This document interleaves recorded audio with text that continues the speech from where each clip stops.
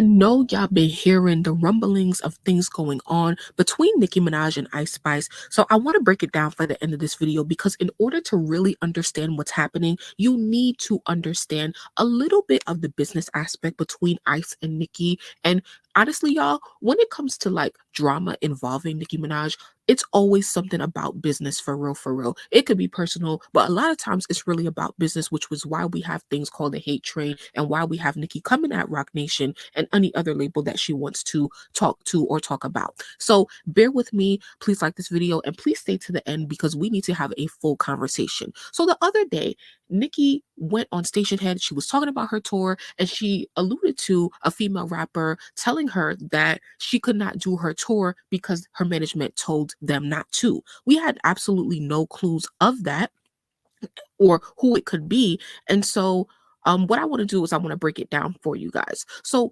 um a fan page came on Twitter saying another female rapper, Nicki Minaj helped, is now signed to Warner. Now, this literally came out of nowhere in the middle of the day.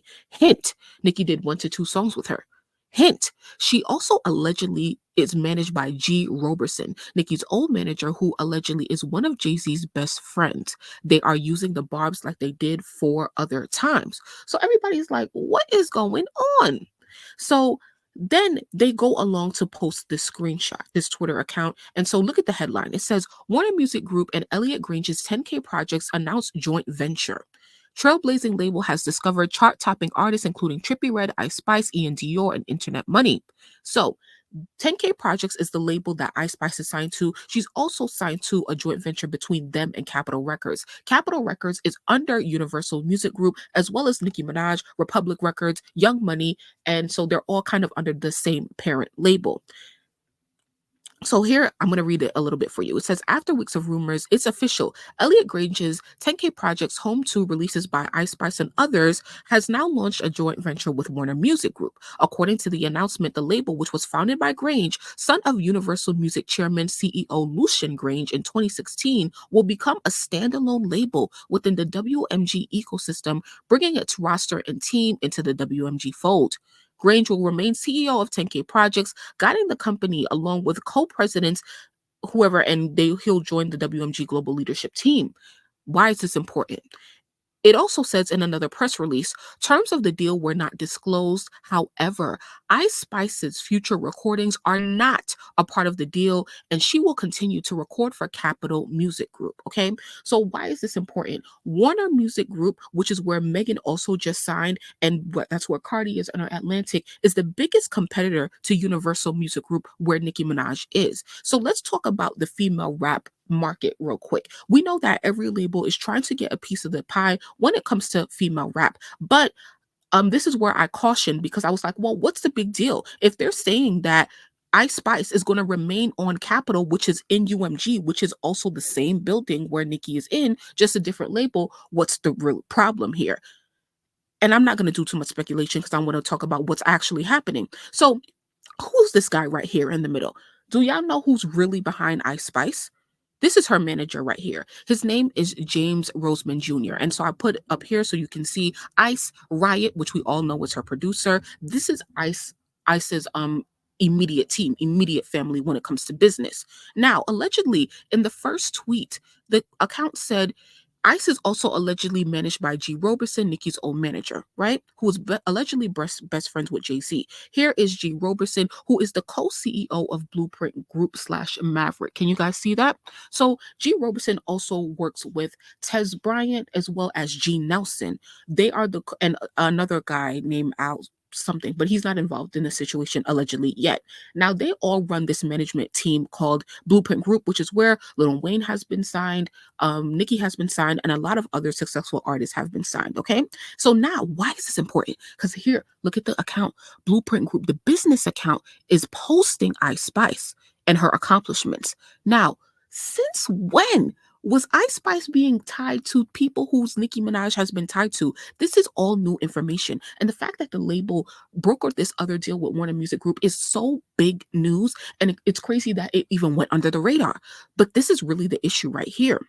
Because what's the issue? If they're saying that Ice is being influenced by her managers and telling her to not tour with Nicki. So it says James is allegedly the son of a snitch named Jimmy Henchman. He allegedly agreed. This is the important part. We don't care about the first sentence. Who cares about who his father was and he's a snitch on? Okay, that has nothing to do with the issue at hand. James, Ice's manager, allegedly agreed to sign a deal with Heavy on It and backed out after he and Ice got 2 songs from Nicki. He then allegedly advised that he had bought on G. Roberson as a consultant to his company. Why is this important? Because before Princess Diana was released last year between Nicki Minaj and Ice Spice, it was in all of the press releases that Nicki was inking a deal with Ice Spice and Heavy on It as a partnership deal. Nobody knew what that meant. Is Ice actually signing to Nicki as an artist, or is she just going to be held as management? And I didn't really speak too much on it because I think it was more of a management or co-distribution situation, because if you look at any of the releases of Princess Diana on any platform, you will see that for the label part, it says Heavy on It or 10K or Heavy on It Capitol Records or something like that. That means it was really a partnership right there. But it seems like Nicki wanted a more of a long-term agreement, or for if I'm going to do this feature for you, for free and pay for a video, come and do my tour. We know that Ice has been on tour with Doja Cat, right? And Nicki probably still asked her to do the tour, even though I don't really think that we need to see Ice on tour at this point. But hey, here's the other piece of tea that you guys don't know, is that in 2022, right after the spat between Lotto and Nicki, we watched, those of y'all who've been listening to me for a long time, remember we watched this video, this interview of Gene Nelson interviewing, and that is where we found out that Gene Nelson, who is the other co-CEO of Blueprint, working with G. Roberson, which is where Ice is right now,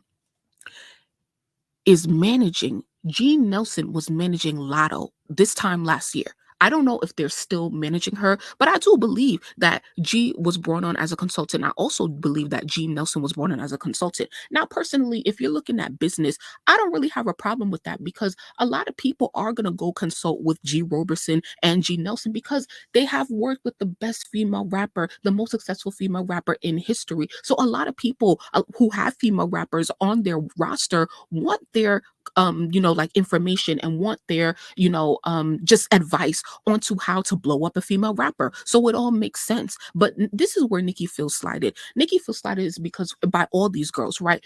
I give you guys features for free, and I ask you to do one thing. Just come with me to Queen Radio and support me there. You can what's it called? You can promote yourself there as well. And you guys can't show up for me. You guys, and this is the thing, when these girls work with Nicki, right, they don't have as much as they do after they work with her. After you get a feature from Nicki Minaj, here they're going to hire these consultants, these big managers who are going to come in and give you more information, how to do the business, as well as give you more bigger opportunities. And all Nicki is saying is like, yo, if you're going to do all of this, as you should, just either pay me, agree to the terms of my agreement so I can get paid as well, and I can get what I want as well. But y'all can't do that simple thing. And that's where Nicki is annoyed. So James, Ice's manager, has responded, okay, to the allegations. Now, of course, none of this has come from Nicki Minaj herself, so we're just taking it as a grain of salt, but the information checks out. As I told you guys, I laid it out all here. So here's what Ice manager has to say. Internet kids with fake news, they like to spread false narratives to create conspiracies. Silly rabbit. So what do y'all think? Do y'all think that there is anything true to this? Do you guys think that, Ice is the artist that Nicki was talking to that was supposed to go on tour for her? And what do you guys really, this is my real question, what do y'all really think about when it comes to these managers influencing these girls? And I understand that if things may not make sense to you business-wise anymore, but if you're really a fan of Nicki Minaj and you're really loyal to her, why can't you just be like, okay, I hear you, management, but let me really do this for the queen real quick because she really came through for me. So I would love to hear what you guys have to say. Please like this video, subscribe, and turn on the notification bell because so much more tea coming, and we're going to continue to monitor this situation. But have a good day, y'all.